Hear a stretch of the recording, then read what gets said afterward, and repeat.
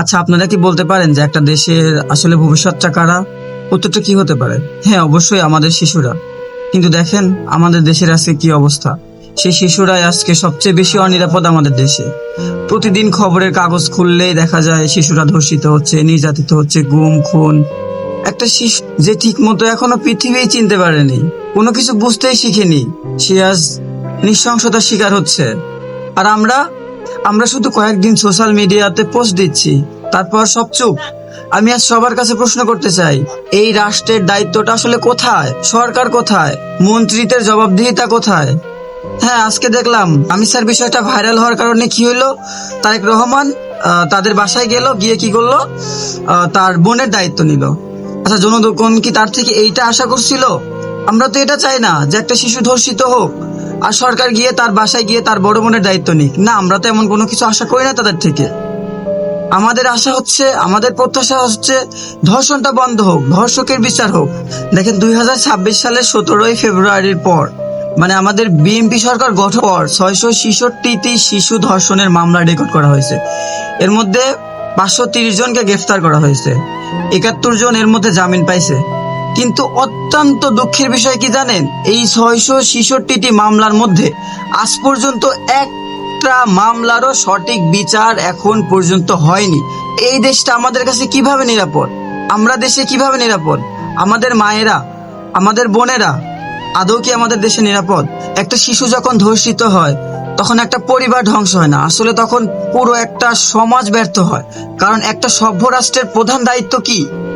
একটা সভ্য রাষ্ট্রের প্রধান দায়িত্ব হচ্ছে দুর্বল মানুষদের নিরাপত্তা দেওয়া। আজ সাধারণ মানুষ ভয় পায়, মা তার সন্তানকে বাইরে পাঠাইতে ভয় পায়, স্কুল, মাদ্রাসা, কোচিং সেন্টারের আশেপাশে মানুষ কাউকে বিশ্বাস করতে ভয় পাচ্ছে। এমন পরিস্থিতি কেন তৈরি হচ্ছে? এর জবাব কি দিচ্ছে সরকার বা কোনো রাষ্ট্র, কোনো মন্ত্রী, কোনো প্রতিমন্ত্রী এর কোনো জবাব দিচ্ছে? দিবে না। কারণ ভাই কি, সমস্যায় আমরা পড়তেছি, তারা পড়তেছে না। ধর্ষণের শিকার কারা হচ্ছে? কখনো দেখছেন কোনো প্রধানমন্ত্রীর ছেলে বা মেয়ে ধর্ষিত হয়েছে? কখনো শুনেছেন কোনো মন্ত্রীর মেয়ে ধর্ষিত হয়েছে? কোনো প্রতিমন্ত্রীর মেয়ে ধর্ষিত হয়েছে? না, হয়নি। সো তাদের মাথা ব্যথা নাই ভাই, সমস্যা আমাদের, কারণ আমরা সাধারণরা এই সমস্যাগুলোতে পড়তেছি। আমাদের মা বোনদের নিরাপত্তা আমরা পাচ্ছি না, এ নিয়ে তারা মাথা ঘামাবে না ভাই, এর প্রতিবাদ আমাদেরই করতে হবে। আচ্ছা ভাই বলেন, কেন অপরাধীরা এত সাহস পাচ্ছে? কারণ তারা জানে প্রভাবশালী হয়ে বেঁচে থাকার সুযোগ আছে, কিছুদিন পরে জনগণ এটা ভুলে যাবে। আমি সরকারকে শুধু একটা কথাই বলতে চাই, শুধু বক্তৃতা দিলে হবে না, শুধু শোক প্রকাশ করলে হবে না, মানুষকে কার্ড দিয়ে ভুলাই দিলে হবে না, একজন মরলে আর একজনের দায়িত্ব নিলে হবে না, বাস্তবে কাজ করতে হবে। আমরা দেখতে চাই শিশু ধর্ষণের দ্রুত মামলার বিচার হোক।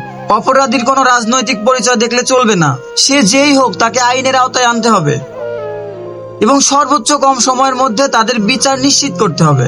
পুলিশ প্রশাসনের জবাবদিহিতা নিশ্চিত করতে হবে, শিশু সুরক্ষায় শক্ত ব্যবস্থা নিতে হবে, আর সমাজকেও বদলাতে হবে। অনেক পরিবার ভয় পায়, লজ্জায় মুখ খুলেন। এই নীরবতাটাই অপরাধীদের আরো সুযোগ করে দিচ্ছে। ভুক্তভোগীকে দোষ দেওয়া বন্ধ করতে হবে, অপরাধীকে ক্ষমা করা বন্ধ করতে হবে। আজ যারা ক্ষমতায় আছেন তারা অবশ্যই জনগণের ভোটেই ক্ষমতায় আছেন, তো জনগণ অবশ্যই তাদের কাছে নিরাপত্তা চাইবে। যদি রাষ্ট্র সাধারণ জনগণের মৌলিক চাহিদাগুলো পূরণ করতে ব্যর্থ হয়, তাহলে তো সাধারণ জনগণ অবশ্যই সরকারের বিরুদ্ধে প্রশ্ন তুলবে যে এটাই কি একটা রাষ্ট্রের গণতন্ত্র? ভাই, আমি কোনো হিংসা চাই না, আমি বিচার চাই, আমি নিরাপদ বাংলাদেশ চাই, আমি এমন একটা দেশ চাই যেখানে একটা শিশুও ভয় নিয়ে বড় হবে না। এই ভিডিও যারা দেখছেন অবশ্যই চুপ থাকবেন না, কারণ আজ অন্য কারো সন্তানের সাথে হচ্ছে, কাল আপনার পরিবারের সাথে হতে পারে। ভাই, শিশুদের নিরাপত্তা এটা কোনো রাজনৈতিক উদ্দেশ্য না, এটা মানবতার প্রশ্ন। আর এই মানবতার প্রশ্নে আপনি যদি চুপ থাকেন, তাহলে অবশ্যই আপনি এই ধর্ষকের সহযোগী এবং আপনি এই অন্যায়কে প্রশ্রয় দিচ্ছেন। এখন সিদ্ধান্ত আপনার। আজকে একজনের পরিবারের সাথে হচ্ছে, কালকে আর একজনের সাথে হচ্ছে, এর পরবর্তীতে যে আপনার পরিবারের সাথে এমনটা হবে না এর কোনো গ্যারান্টি নেই। এখন সিদ্ধান্ত আপনার, আপনি কি করবেন? প্রতিবাদ করবেন না এটা সহ্য করবেন যে নিজের পরিবারের সাথে ঠিক কবে হবে এমন একটা ঘটনা? এই সময়ের জন্য অপেক্ষা করবেন নাকি এর জন্য প্রতিবাদ গড়ে তুলবেন? এখন সিদ্ধান্ত আপনার।